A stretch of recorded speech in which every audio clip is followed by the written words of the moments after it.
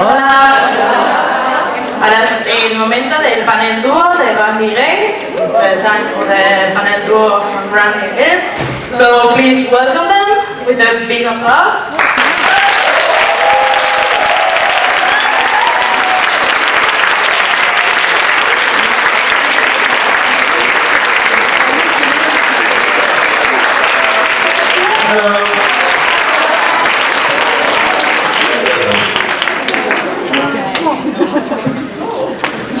Where are you going? Barcelona. Okay. Hello.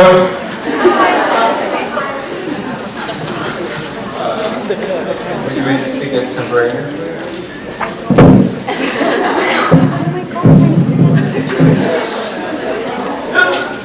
I have a hiccup, so I apologize if I hiccup throughout this thing. Maybe somebody will scare me enough and then I'll stop.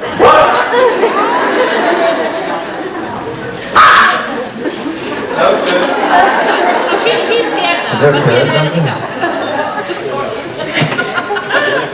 Oh, no, really? We just talking extemporaneous? You put it on. What? Does any... Is that? No.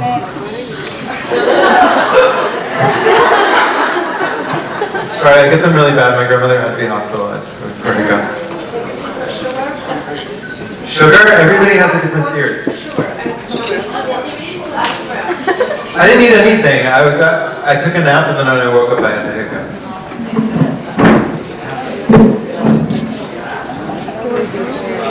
So you all want to take pictures? Does anybody want to talk? Yeah.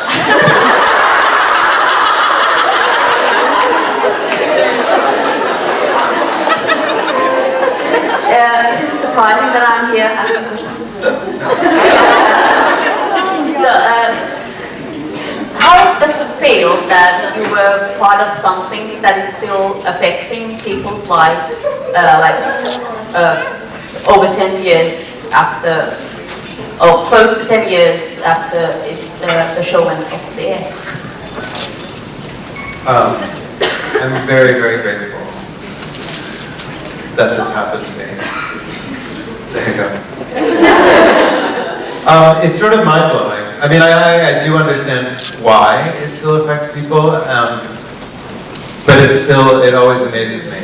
And I am grateful that I was able to be a part of something that has resonated for such a length of time with so many people. It will never not be surprising to me.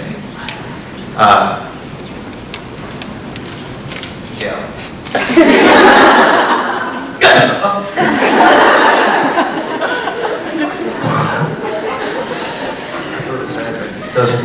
So? I feel the same. I don't really understand how it's still affecting people. I understand why. And I'm very happy to have been a part of it. As crazy as it was. Yeah. It's odd that it still has the effect that it does, but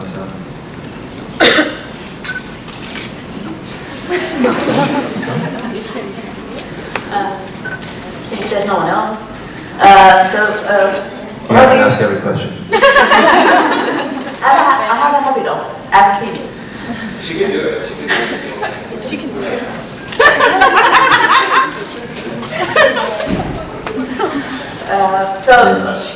What do you think about how this? I guess the producers thought that the show was only going to be watched by gay people, but in the end, actually, there's a huge following of straight people Right. and females.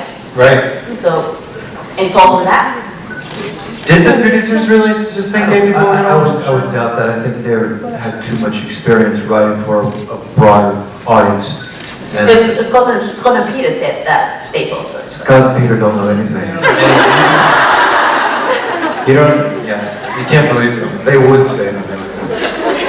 No, I just think that, I would assume, I don't know, I might be wrong, but I think that because their experience, the things they worked on writing, but they worked on some shows that were good for pretty big audience, widespread, you know, and they knew how to if you watch the show, I didn't pick up on it initially, but their style and the way it was structured, with some of the stories played out, they definitely know how to affect a broader audience than only one. And I don't think that they or Showtime would have ever jumped into it thinking they would only have one avenue.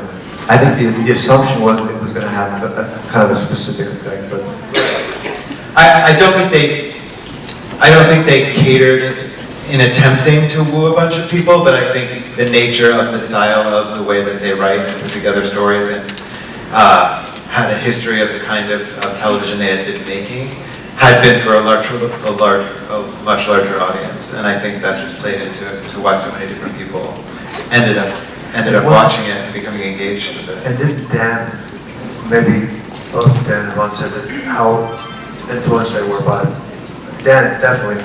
I Love Lucy, the golden age of television, that stylistic. That's not, and sometimes our show would go that way. It did sometimes. And it's an effective way to write. Not so much it's for an us. effective way to tell stories, but our show, yeah, the show kind of had different factors. Like what we did a lot was on its own, and then things that Peter and Scott did, they had their own tone, you know. Robert and Hal's character, and Ted and Michelle, they all sort of had feathers, right? Within there sometimes, especially what Peter and Scott did sometimes. Oh, yeah. That was really kind of back and forth, you know? And Sharon had it, like, nailed down, and she was on. It was kind of like that. I think that speaks to a lot of people. But that's just a smart way to construct something, so that people can find a way in, you know? Thank you. I just made all that up, I don't believe any of that. Hello. Hi. Change the topic a little bit to music. It's both influenced both of your lives, musical theater, just your local music gal. What kind of early influences, like say your parents, do you remember your parents play music for you both as a child? I mean, Not great music. My parents did listen to like a lot of Motown that I liked. Yeah, that was the only good music they listened to, and then they listened to like Carpenters and stuff. But Motown was a big influence. Yeah. But Motown, and they had this thing called beach music, which was like North Carolina Motown. Like it was a lot of like groups of four guys, like harmonies and like silly songs about like sitting on the beach or like hanging out with your girlfriend. But it kind of had like a very regionally specific and time specific flavor to it that my dad was like obsessed with. That was big in the early 60s, late 50s in like North Carolina and South Carolina. And that influenced me to some extent. Yeah, that was it. My parents, I wish they had better taste in music. Love the Carpenters. I mean, it doesn't get better. I remember my mother, you go. Come on. I can remember one of the things that really got to me was my mother playing a Roberta Flack record. Just kind of messed me up in a good way. And my sister was into stoner rock, as it's called now. Back then it was just AOR, I guess. And then I spent kind of a lot of time growing up in the church, and our church was a little bit odd because it was really integrated for the time. So we had a full choir that was probably 60% white, 40% black, and we had two drummers and a full band on stage, and they would have basically like a musical review 3 times a day on Sunday and once on Wednesday nights. And then my sister's first husband played in a Christian rock and roll band. His family were evangelical musicians, so a lot of it was church music, but really did oddball for the time in Georgia. That was weird. I mean, because I lived in the part of the city where a lot of the white people had moved away because they were scared to be an integrated community. And then there was this church right in the middle of that was very, very integrated. And we had a great musical director. We had a drummer from Cameo for a while playing drums in our church, which was, you know the band Cameo? Check it out.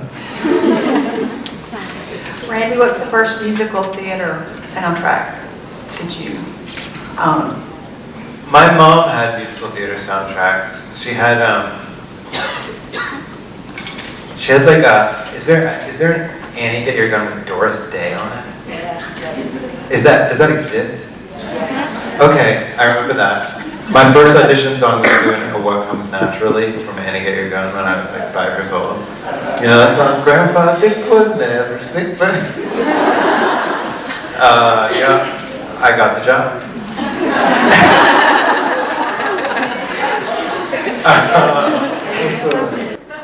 Yeah, I remember that being around the house.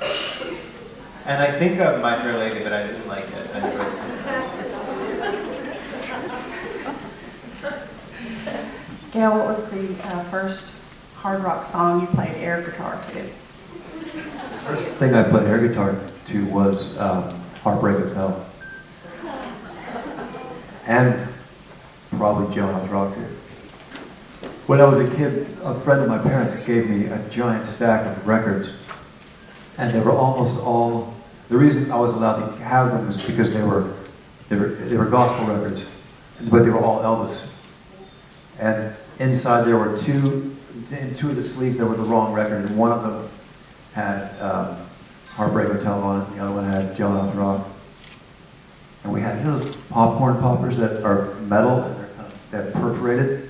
You put it in the fireplace and they pop. Oh, yeah. Looks like a guitar. So, that was that. Thank you. Thank you. Thanks. I'm going to go for triviality this time. In LA, there was a comment, I can't remember which one of you made the comment about it would be hard to see what Brian would be looking for in a 17-year-old boy, apart from the obvious, in a relationship with a 17-year-old boy. No, that's not the question. The question is, when I went away and thought about it, I thought we're talking about a man whose best friend has the maturity level of a retarded 12-year-old. I'm sorry. Well, let's say Michael is not the most mature or the most articulate or the most intelligent person on the planet. But super cute. And I just wondered why you thought their friendship had persisted for so long. Their friendship? Yeah. Oh, I think it was a survival. I think it was a survival tool. I think they grew up. They're kids. They grew up as kids. They fell in love as friends. They both had something fairly dangerous that was a secret that they shared, and they were comrades. It's hard to let go of, you know. And I think that was an interesting part of that story was what they allowed to develop later, which was Brian's relationship with Debbie. And I think that she was his mother, right? And I think because Michael was her son, he was doubly more important to Brian. And he could see past all that, you know, there were some infantile behavioral aspects to him, but I think he saw past it, you know? People do that all the time. It's just human nature, you know? I just wondered, I kind of figured that by the time he met Justin would have been like a ray of maturity and intellectual stimulation which he didn't get from his relationship with Michael. That's why we were always reading. Right? All those fireside chats.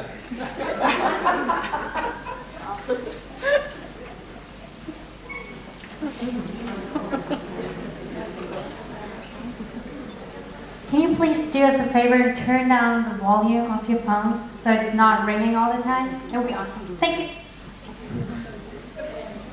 That is me calling you, right? It's not why you're answering. Would you both share anything about Sharon? I wish you were here. Yeah. That's true. She's kind of dangerous, actually. She's like somebody that I would like to have by my side if I got into a bar fight. Because she's such a badass, and she's so fucking Irish that she would just destroy someone, you know? She almost destroyed me once, actually.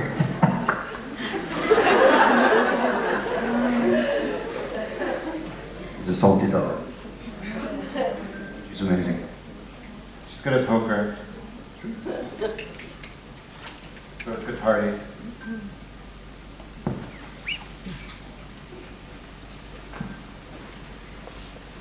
But I asked this from Randy a while ago that if he wanted to.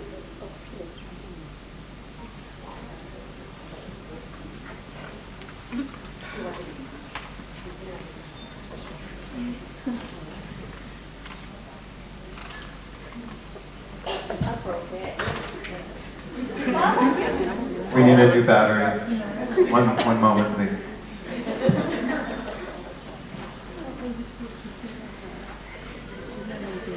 So, I asked Randy like some years ago that if he wanted to do a project with any of the former castmates, who would he pick? And he picked you, Gail, as the writer of the project. So would you want to? So would you like to write a project, Brandon? Write a book? What were the? I'm sorry to interrupt. I picked like everybody to do a different job, right? You picked Michelle as the producer, Peter as the writer, and I thought Gail was there. and Gail as a writer. No, sorry, Peter is the director, Okay. and Gail is the writer. I thought it was going to be gripping. What does Scott do? Just stand down and laugh. Sorry, I think like the question was if you had to pick three. Okay. So you. All right, I stand by my decision. So, How about? Peter's directing, Peter's directing. Michelle's producing. Yeah. That's And good. you're writing it. Oh. Yeah, I'd love to. It's very, I mean, I'm trying. And Scott's the lead, just Scott. It's just all It's Scott. all Scott, Yeah. yeah. Scott's playing 8 characters. It's Scott channeling Jonathan Winters. Jonathan Winters. Guys, Jonathan Winters, you have to start clapping now. Jonathan, God. No, you don't know? I'd like to do that. I'm trying to learn how to do it now. It's very daunting. I have no discipline, so I'm trying to force that on myself. I could write some good stuff for you. I'll be a peripheral character. All I just right. don't want to work more than 2 days. 3 hours a day, 2 days a 2 week, days. 1 week a year, 1 year a decade. That's a really good job. 3 words, I think, I have to write. Yeah. Okay.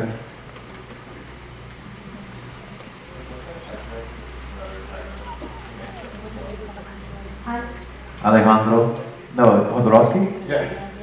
Yeah, we're going to do a version of Topo, only with Scott acting. Randy's going to do the music. So Scott's going to have to lip sync all of the vocal tracks. Hello. I want to ask, where do you think Justin and Brian are right now, 10 years after?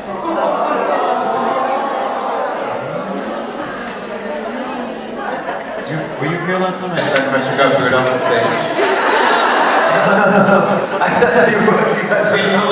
I think it was Kelowna answered that question and got booed off the stage, pretty much. I feel like there's no. I want to hear it, say it. I don't remember what I said. I can't never repeat anything. You know, I can't answer that. Nobody's going to be happy with the answer if I answer it because there's like divided into 2 with like subcategories of different opinions about, you know. One. Just one. So just everybody, well, I'm the second category then, so Justin passed away a year ago.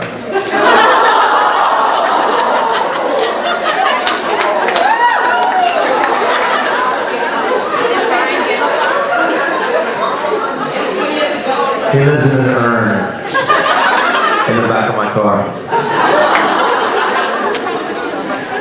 Right? What? No. Very romantic.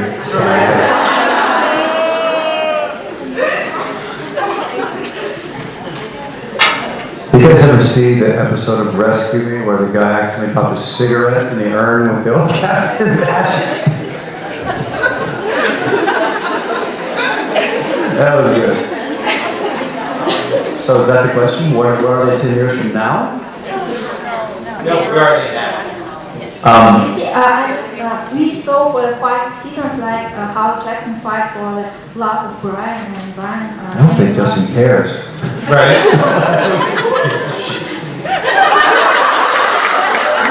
He's tired of that Just strange for me because it's not the hardship. Jackson just went somewhere not very far from Brian. Why is it like the end of the relationship? It's just the end of the series. I mean, I don't remember.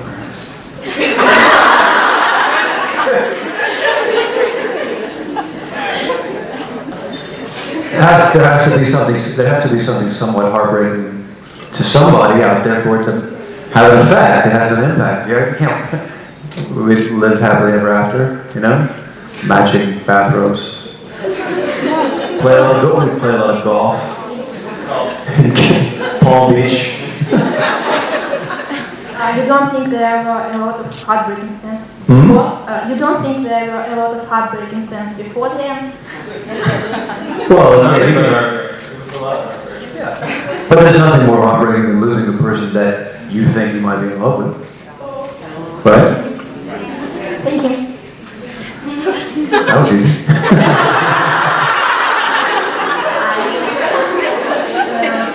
When do you think Brian began to fall in love with Justin? In which parts of the series?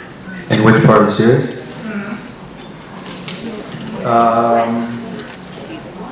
I think he didn't. I don't think he ever really knew it. So I didn't really know it because he was in denial.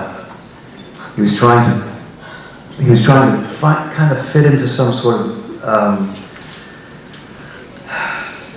On the one hand, conventional, traditional mode at times, while at the same time trying to derail it at the same time.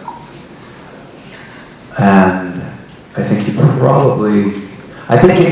one of, see this goes back to some sort of psychology that I don't really understand, but I think probably when Justin was hurt, right in front of his face, you know, that is very hard to pull away from.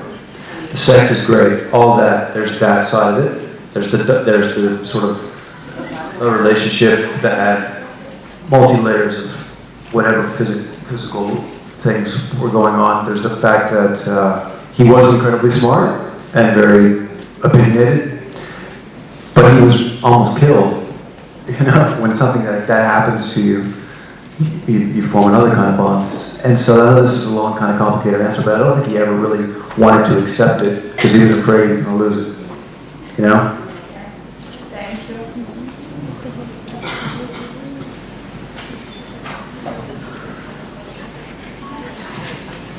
Hello. Hello. I was wondering a bit, I know I have asked this question before, when Peter and Scott were up there, but now I'm going to ask you, guys. Why did you ever get why there never was anything romantic or sexual or anything going on between Emmett and Brian?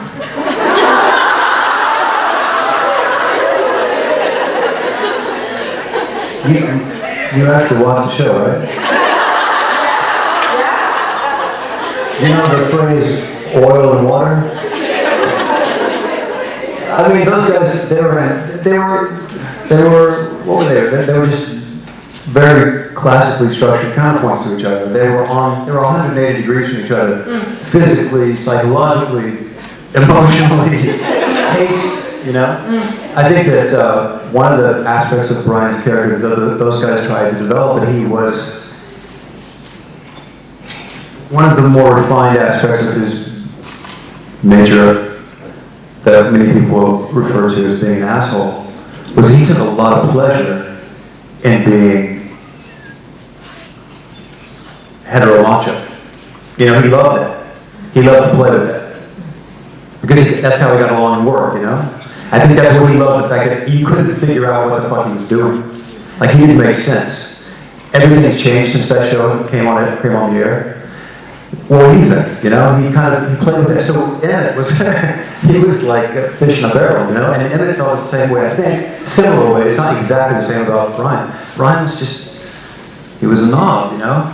His head was up his ass. And Emmett would. And he called him on his shit all the time. But there was a moment where there was a little bit of tension at some point where we had some scene in some episode where we were kind of fucking with each other. Yeah. But then it kind of was a little bit charged. And I know those guys were talking about something happening. But I don't know. I don't think Peter ever wanted to kiss me. It was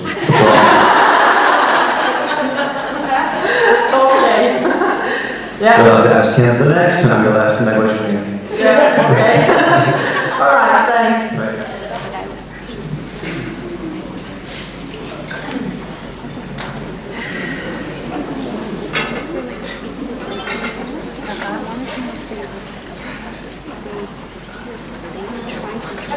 Hello. I'm always amazed by the performances, and I wondered how long before the shooting did you prepare for this? Not long enough for me.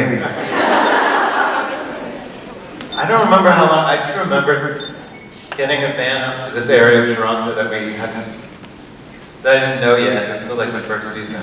Yeah. And dancing with this guy, this like ballroom dance teacher.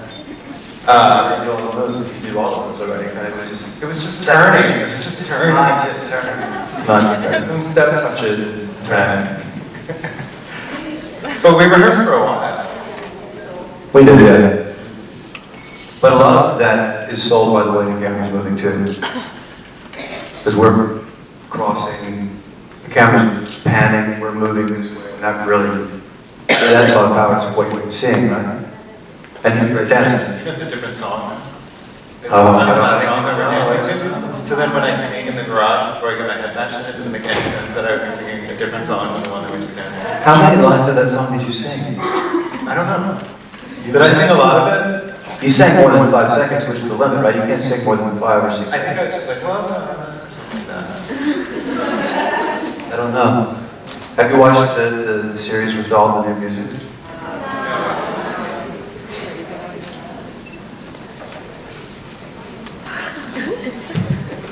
Yes. You guys have to get that on the way. So I accomplished something. Continue from the question a while ago about where you see Brian and Justin. Why are you doing this stuff? Because there's now been like sort of floating idea about doing a reunion movie. So first of all, what's your thoughts about that? That there might be like a movie coming. I'll believe it when I see it. I mean, I don't have. I mean, I'd be open to reading a script. I'd actually be really open to it. I don't know. Who knows? I am writing a script. Wait, Gail, right?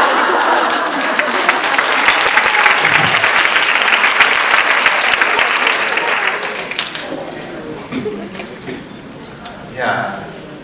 But No. because I know the way you answered in Cologne, that part of the state, you said that they grew so much apart that they would never be together again. But don't you think that if there was a movie, people would sort of expect them to get back together? All the more reason to not do that.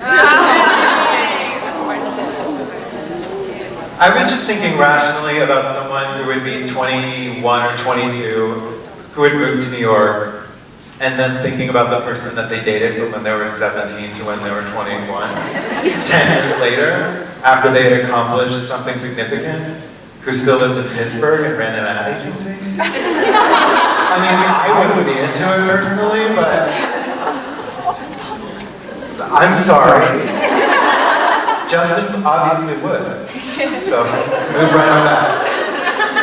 I don't know, when I start to talk about these fictional people too seriously, it confuses me. It could be anything. I mean, it's a story. It could be anything. Anything you could imagine it could be. He could have grown wings, and he could be flying around rescuing dolphins and selling them. Wait, if you grew wings, you could be a Victoria's Secret model. That He would could be have weird. transitioned. We could get somebody else. That's strange. Just. If you went back to Pittsburgh after you were a Victoria's Secret model, that wouldn't make any sense. He goes back in an urn. He's flying and there's an urn attached to his... He flies out of an urn, like in Aladdin. And he's flying around and I swat him with a newspaper. And then I realized that... Remember that Cars video? Where Pauline Scoba plays a mosquito that he's... Yeah. Yeah. That was Ray Ocasek wife, right? Yeah. We could recreate like all of the Cars video with Queer as Folk characters. I would do that. Maybe Rose realized it was Cars. What's that? We wrote a song one night and it looks like...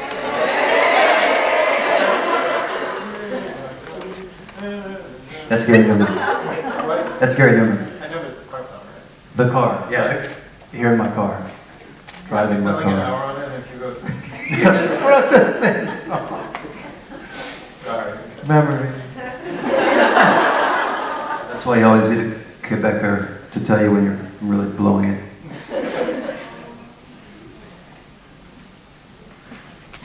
Hi. Hi. I was wondering if you guys had much input on the topics that were raised in each episode. And do you know why bisexuality was never really represented at all in the show? Was it never ever is? Not by even like It's not legitimate by side through line? No. There was a discussion about Brian and Lindsay kind of rekindling their past in some sort of drug-induced, drunken catastrophe.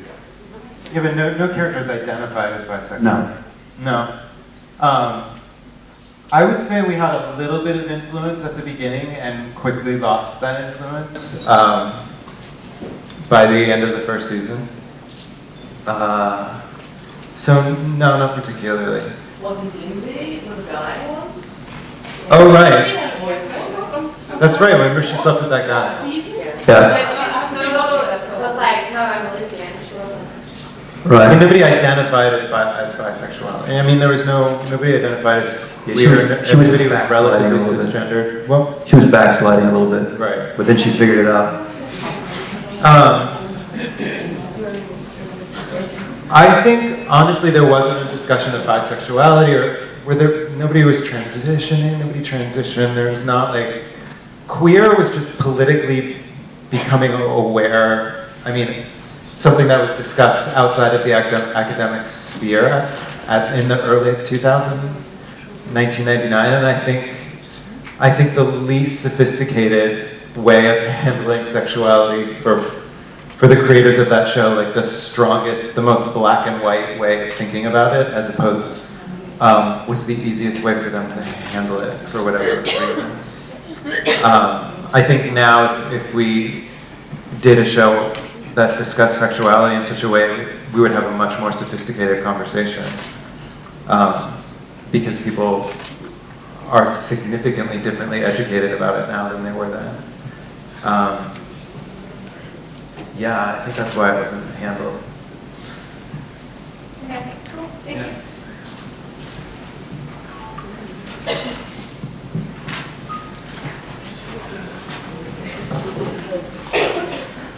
Have a choice, so I ended up questions. One, I think you need to hold your microphone closer to your mouth. I have to choose one, right?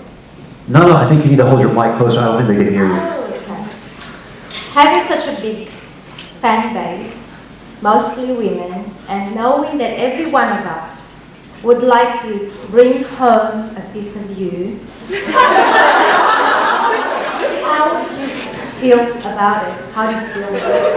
How would I feel about being flayed, eviscerated, dismembered? What's the question? Are there any surgeons in this room?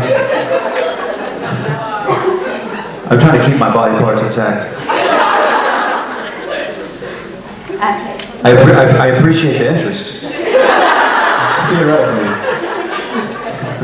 Okay, a more serious question.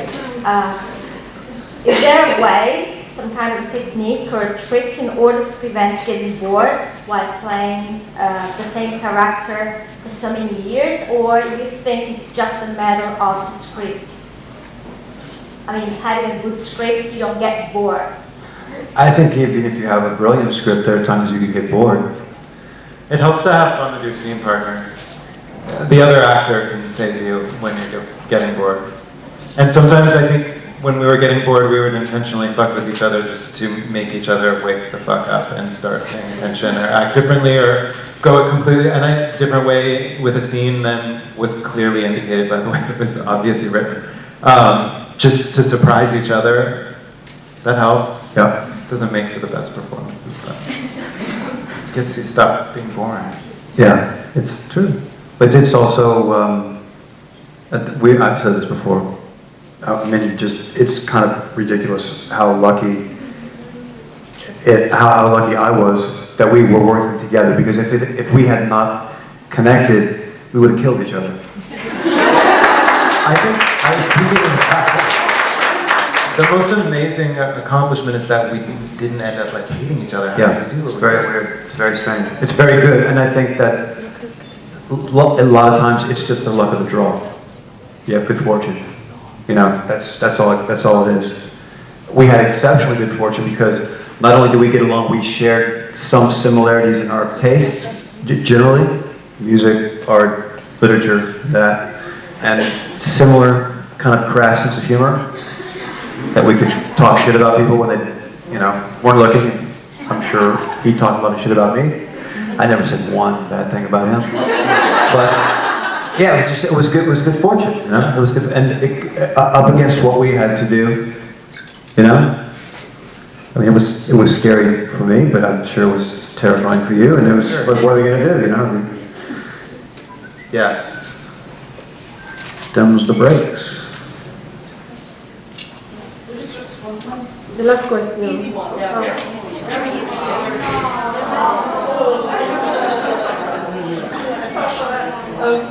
How did you cope when you went to Toronto the first time with a freezing cold, both coming, I know about Gail, coming from a hot country. I don't know if you've been in New York all the time before, or did you come from LA too? No, I was actually born in New Hampshire. So it wasn't that bad for me. And I grew up in Atlanta. It gets cold there. It is. It's very humid. There's a lot of moisture in the air. It's nothing like Toronto, but I lived in San Francisco for almost 10 years at that point. And San Francisco gets pretty cold, and spent a lot of time in the mountains, snow.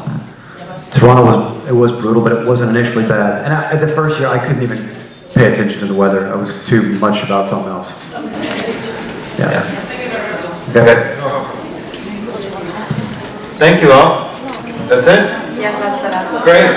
Thank you. Thanks a lot.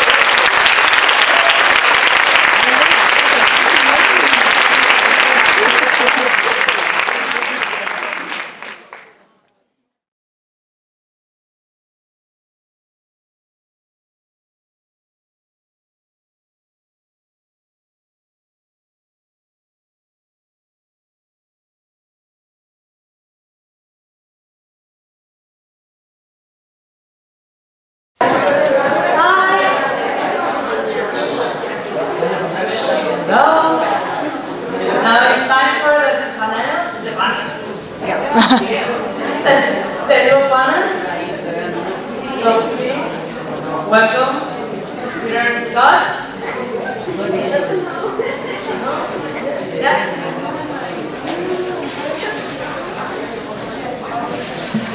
Hello.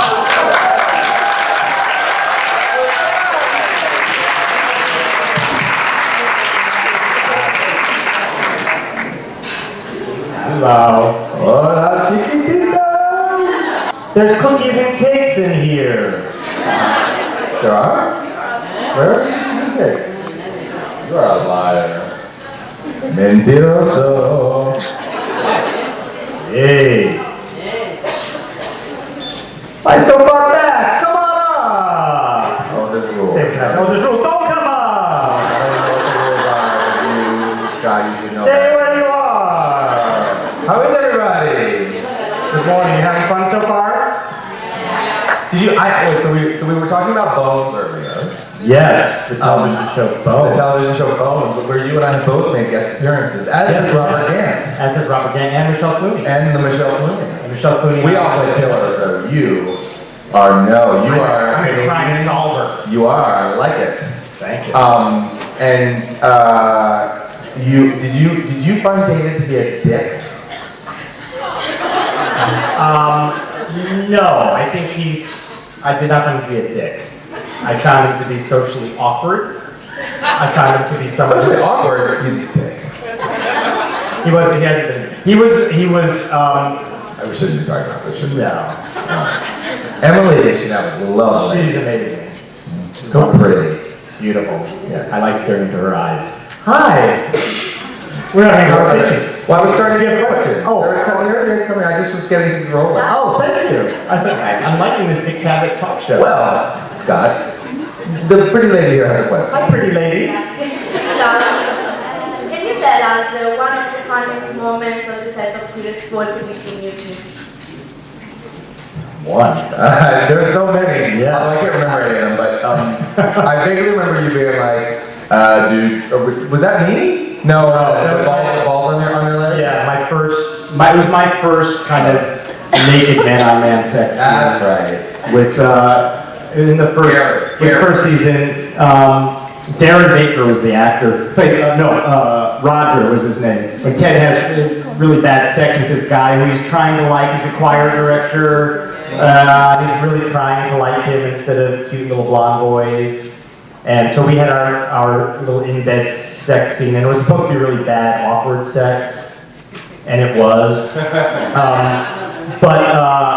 But he was really uncomfortable, and it was kind of new for me, my first time doing that, and so we're in bed, and everybody's all naked, and he's kind of like laying on top of me, and he was feeling weird, and he's like, is this okay? And I was trying to put him at ease, and I said, dude, your balls are on my knee, but it's okay. It's okay. So we were going to make t-shirts that said that. Dude, your balls are on my knee. But it's okay. But between us, I don't... We used to torture each other. We had so much fun. It was all, the worst days were when we weren't working together. Yeah. Scott and I very quickly learned we loved working together and protected that ferociously. Yes. But funny, Gail blew my phone shut once. I don't remember. We were never there was never deliberate pranks for each other, but we would just crack each other up. And Scott loves it when I pinch his nipples. I really don't love that. But we would, I don't think there was a single scene we would do that once the scripted lines ended, we wouldn't continue for a good 5 minutes afterwards, just saying nonsense. So here's something we used to do. Yeah. We would go into, so you shoot the TV show, right? And whoever's on camera speaking the dialogue, everybody else has to be quiet around them. And sometimes you have to pretend to talk, and background players do it all the time. But sometimes we would have to do it too. Like, let's say, party scene. Right, the party scene or something, and Brian and Justin are over here talking, and we're kind of nearby, on camera, but not scripted dialogue. So we would be going...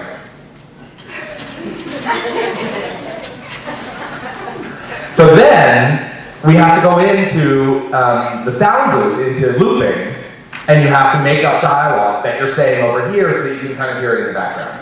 And Scott would do things like, there was a scene where we were having rabbit, we were eating jambalaya, that had rabbit in it, and it's when Lindsay was dating, she pretended to marry some French guy. Right, yeah. So Scott goes in before me. And I now have to respond to what Scott is saying, right? And so they're going to play for me what Scott has decided to say. And Scott, because I'm not there to say, no, you're not allowed to say that, Scott. Because nobody else would do it with him. He would say, like, I think I want to start raising rabbits. I think I'm going to start a rabbit farm. And I'm going to get a cage, I'll start some rabbits in my condo. And so all I'm doing in the whole scene now is going, you're not raising rabbits. No, Ted. No, Ted. They're not going to allow, your condo board is not going to allow you to raise rabbits in your condo. Things like that. And then it became a game of trying to fuck with each other. Right. Whoever could get into the recording booth first to lay down the most ridiculous track, but the other one would have to respond. So that was about it. That was good. Thank you. You're welcome. That's it.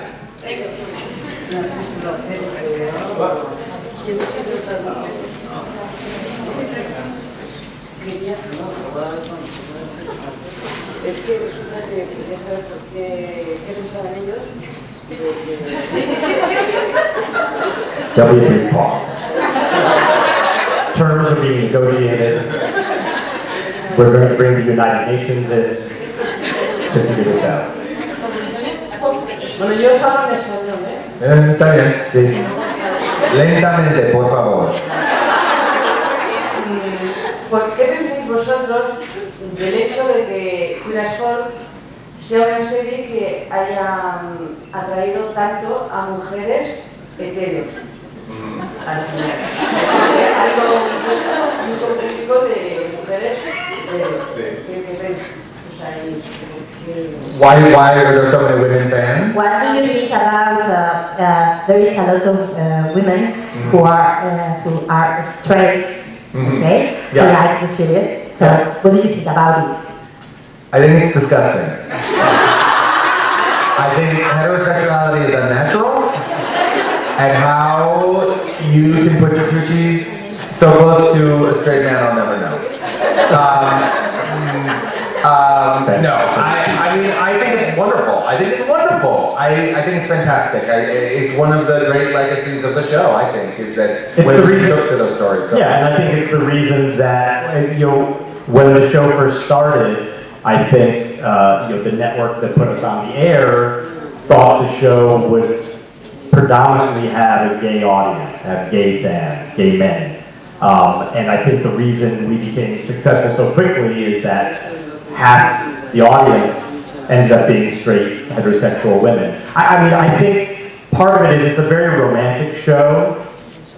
At its core, it starts off mostly as a love triangle between Brian and Justin and Michael. And I think that appeals to a lot of women, that kind of romantic story. And the fact that there was mostly hot guys taking their clothes off all the time. Double the amount that you usually see in a television program. And then us. And then Peter and I came along as well. Just to amuse people. I think that's the formula. Hot guys and romance. Yep.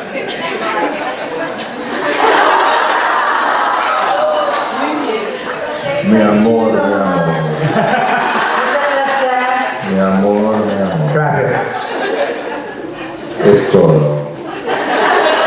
What goes on in Bilbao stays in Bilbao. Oh, I'm gonna put my Guggenheim in Bilbao. Hello. My question is, how did your character, Queer as Folk, Ted and Emmett, originally meet each other? How did their friendship begin? And how did it naturally change? Because it seems like at the very beginning of Queer as Folk, they're both more friends of Michael than each other, but it naturally changed because they were more supportive of each other. Well, so, I mean, we both believe we met through Michael, right? Yes. I was Michael's roommate. Yes. And how did you meet Michael? I think I did his taxes once. Oh, that's right. You did his taxes. I forgot where they come. Because I'm so horrible with money in real life. You're not horrible with money, you're horrible with math. I'm horrible with math. That is different. You're good with money, you're horrible with math. That's true. So they met through Michael, and I think initially they both I mean, Emmett never had a crush on Michael, but I think Ted probably had some standoffishness about Emmett. Right. Well, first of all, Emmett was a lot for you. Yeah. Ted was pretty closeted. Yeah. So Emmett's a lot to take for somebody like Ted in Pittsburgh. But, should we tell them? Sure. Well, so the real truth of the matter is Scott and I became friends from the first audition that we saw each other at. And we had a chemistry, we had this, and after the first few episodes, the writers started writing for it. That's really what happened, is that we fell in love in our way, that we fell in love. It's good. Keep guapo,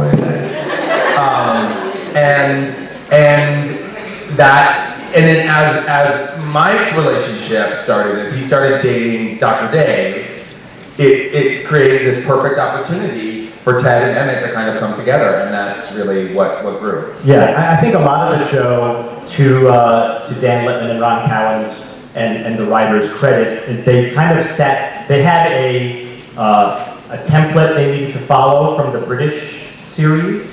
From the first 8 episodes or so, but then they were able to kind of sit back a little bit and see what was happening on the set between the actors and let that determine a lot of what happened, because, yeah, Peter and I, Ted and Emmett, initially were supposed to be very, almost kind of background characters, always there, just kind of commenting and making sarcastic jokes about what was going on in the world, but they saw stuff that Peter and I had between us and things that we were bringing to our characters, and as Peter said, just started writing really terrific, and we, I think, got the luckiest of anybody in terms of the storylines we got to portray, except for the porn website. Jerk at work with my living hell. Yeah. That was that. Yeah. Mine too, just for the smell of the room. Balls. 20 pairs of balls. Not a pleasant thing. Yeah, so I mean, that's kind of how it developed, on the set. So it's a combination of what was supposed to be there in terms of the characters' histories, but then it grew because of things I think Peter and I brought to the role. Thank you. Hi. Hello. I would like to know if have you ever been to Italy? Sì. Where? Venezia. Hey! 2004. Italian fans here. Come soon to Italy, please. We would love to come to Italy. Yeah, please. If you build it, we will come. Yeah. Sì, grazie mille. Quanto costa?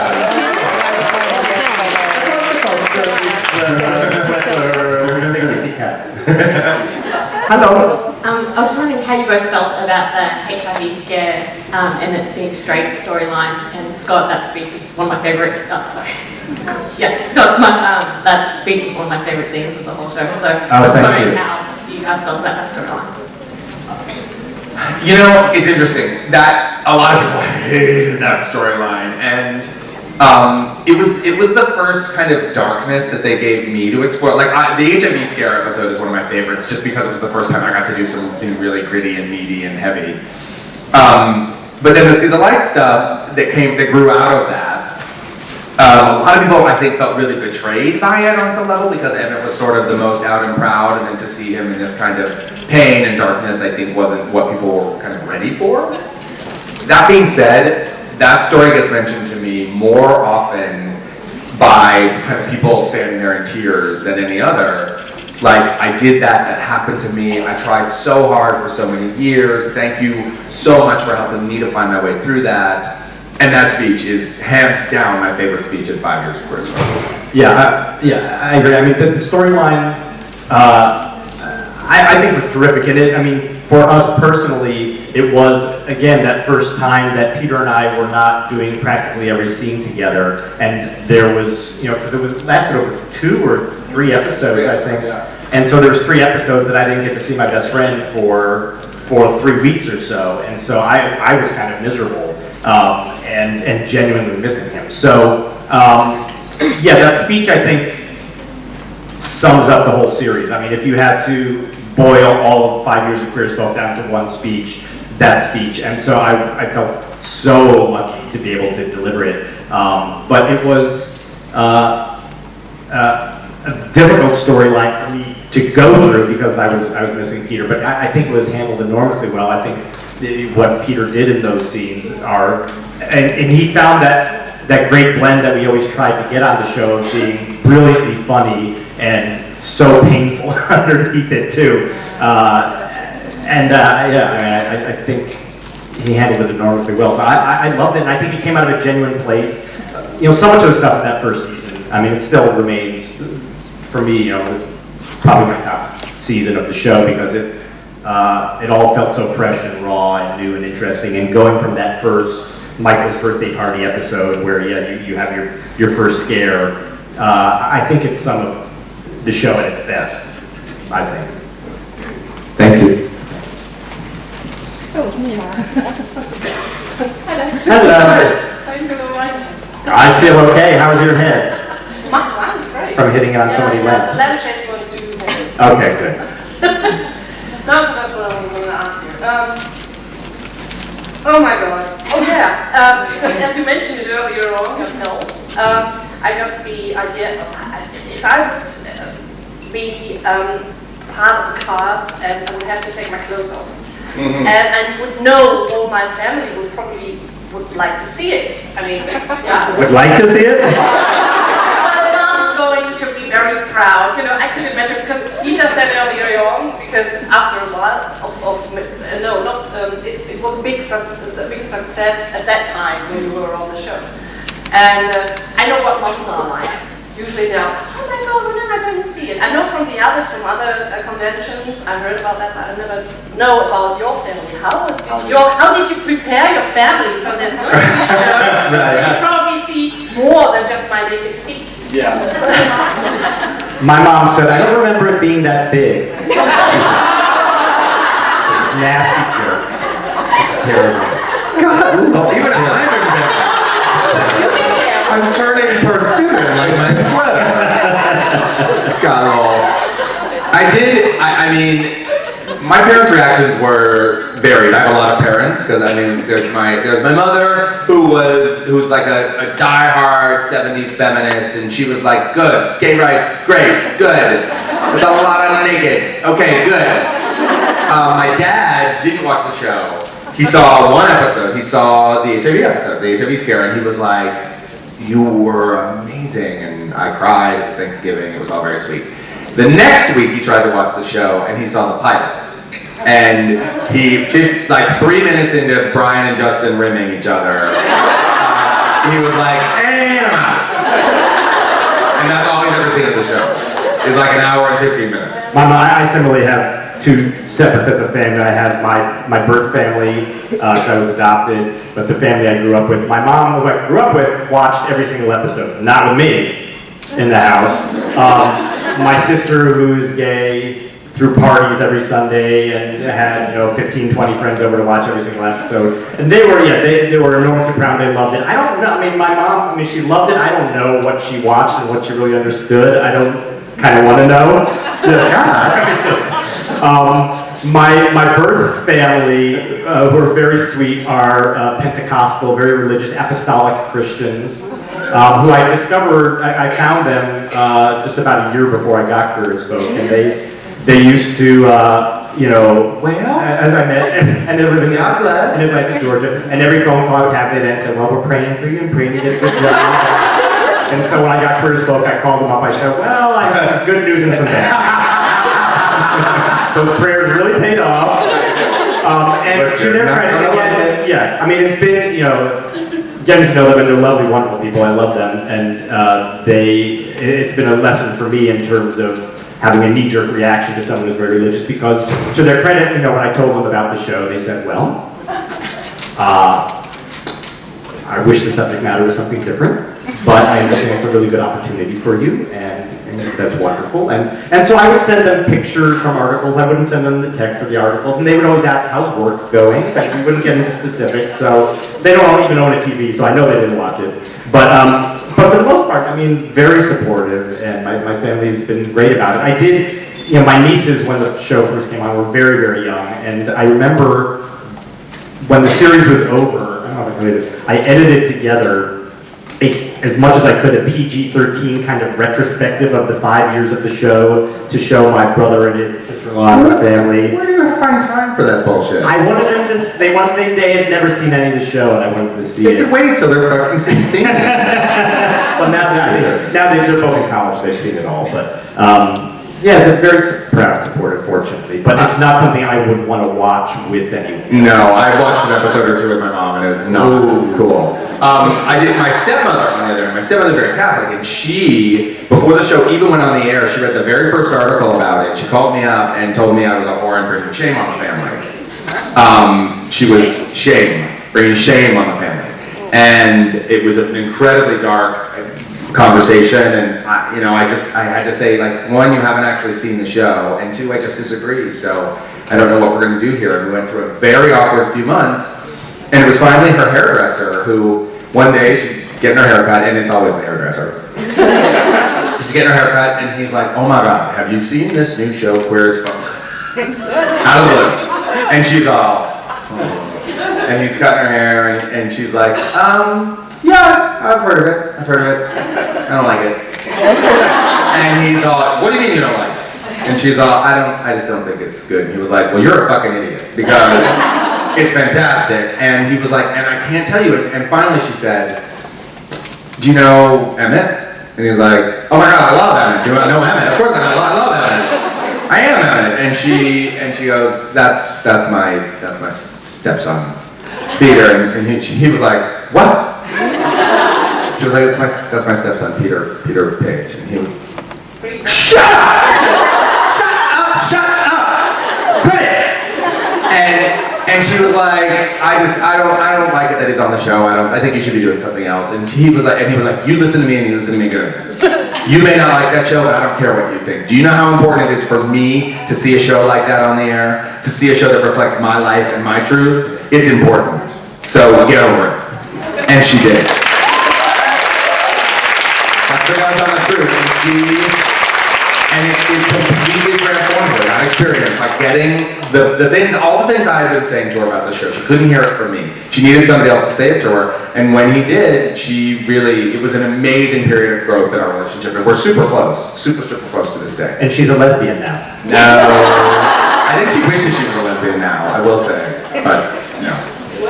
Was she so upset after, or both families, you girls weren't so upset, but pointing out the drama, I mean, I know Ted's line, the drama stuff, when you report stuff, like when Ted finds out, so was it the third season, when he finds out, oh, it's me on this graphic video thing. Oh, when they blinded out the black and no speech was done and no music was played, and you know what I mean? Yeah, the Crystal Meth video. Yeah, was your family alright with that? I mean, it has a lot of deep drama. I love that part about the program too. The ones who were uncomfortable weren't watching by that point. My stepmother was responding to an article. She was responding to the New York Magazine article that was the first article written. So, yeah, I think by that point, if they were in, and they knew the ride that they had signed up for, so. Thank you so much. Sure. Thank you. Look at those shoes.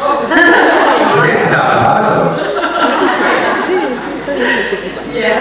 I was wondering, maybe you guys know her or have some idea about, I think it's a little bit weird that the character Brian in the show has, basically stepped around with everyone, but not with Emmett. Do you guys It wasn't because he didn't try. I don't think, it's the thing of Emmett saw through that, the thing in Brian that everybody found so attractive, Emmett saw through it. Emmett was like, you just are pretending to be cold and distant. You're not cold and distant, you're actually a big softie at heart. And Emmett always saw that, I think. And I think Emmett was too much of a puppy dog for Brian, but I also don't think Emmett was interested in Brian. I don't think he needed what Brian had to offer. So I just think those two guys, they really stood on opposite sides of a playing field and had great respect for each other, but just went about things so differently that they never overlapped. Okay, there were never any talk about this with the directors or the writers, or because I know that the character Brian talks about not being attracted to Ted at one point, but Emmett's never mentioned. It was never. I think they knew I would take it too personally. No. I just think it was that strange thing. Yeah. But he did have sex with you. At a four-way. Yeah, with a bag over his head, probably. No, I'm sure he kept swatting her hand away from things, but... Get it. Move. Schmidt! I don't think, I guess I don't think they needed each other in any way. I don't think they needed anything from each other. And Is that something you want to see? Would you like a video of that or something? You seem very... No, but I was just wondering about it. Same for the second one. Yeah. No. Thank you. Okay. Thank you. Thank you for bringing up the Ted. Hi. When the relationship between Emmett and Ted changed from friends to being lovers, how did you feel? Did you have fun? Was it awkward? Or because you're friends in real life, so it was pretty much what you saw on screen. I mean, Ted and Emmett's first kiss was Peter and Scott's first kiss. How was it? For the most part, Ted and Emmett being naked in bed together was Scott and Peter. We were, again, very lucky in that we just used it, we used whatever weirdness or awkwardness was there, and then the silliness of it and the fun. So we were able to kind of use the dynamic we have as such good friends to kind of go through that together. It was super awkward. Super awkward. But it was great. It was so fun to do. And we truly, any day except for when Ted had crystal meth addiction, any day that we were working together was an awesome day. We just vibe and we work similarly and we need the same things to be successful and happy in our work environments. So it was always an easy day. Yeah, and so even though those scenes were awkward and silly and hard sometimes, just because it was like, all right, okay, it's Scott, it's weird. It messed up our dynamic in that way. So. You and your stupid drug addiction. It tastes so good. I told you not to go with, what was it, Dr. C? Dr. Crystal. Dr. C, we called him, or something. Yeah. It's weird. I have actually started to forget the show, which is new. Well, you've got a whole other show in your head now. That's true. Thank you. Thank you. Thanks. Hello. You tweeted, Scott, you tweeted last year about having dinner with Dan and Ron. Yes. And I'm just wondering, when you say that the gang would all be on board for a movie or whatever, yes. Would they be interested in writing something else? I don't have a definite answer for that, and I actually, I spoke with them the day before we flew out here, and we're going to have dinner when I get back in town again too. And it's the first time I brought up the idea of it with them, and they want to talk. I don't know what their feeling will be. I mean, they've kind of moved on, they moved on to things where they're writing these wonderful musicals now that are playing in London on the West End, and so I'm not 100% sure but I wanted to, before we explored anything, I felt like we needed to discuss it with them as our creators. So I don't know, we're exploring it. I don't know what it will mean or where it will lead, and I don't know what their interest will be if they've, I know they love and adore and they sent their well wishes. They're so thrilled, as much as it means to us that these conventions are happening. They, Dan and Ron, are just over the moon and kind of can't believe it that, almost 10 years after we stopped making the show, that people are still talking about these characters and commenting on the speeches that they wrote and all that stuff. It's beyond their wildest dreams. Nothing they've ever worked on has had this kind of impact throughout the world. So they're very moved, and I know, and the show means a lot to them. So I don't know what their involvement would be in a possible any kind of future Queer as Folk thing. They may want to supervise, maybe they don't want to write. I don't know where they are in that, so I don't have an answer, but I'm gonna talk to them more about it. But we haven't discussed that specifically in the past. When I have dinner with them, it's just because they become dear friends to all of us, and I just like to stay in touch with them and see what they're doing, and we just go as friends. So it hasn't been any business when I have dinner with them in the past, but we are going to have a kind of business dinner, I think. You just say the same thing over and over. Thank you. Thank you. But we're going to have dinner. We're going to have business. Hi. Will you play together again in other TV series? Do you like it? Would we like to work together again? Always. Always. Yes, Yeah. It's possible. Yeah. Sí. Sí, sí. Es posible. No, ¿por qué no? ¿Por qué no? También en España. Todo. Sí. Sí, vale. Vale, gracias. Gracias.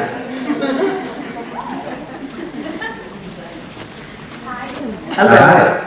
You were talking about being away from your best friend for 3 weeks before, and my question is, were you talking as Ted and Emmett or Peter and Scott? Both. Yeah,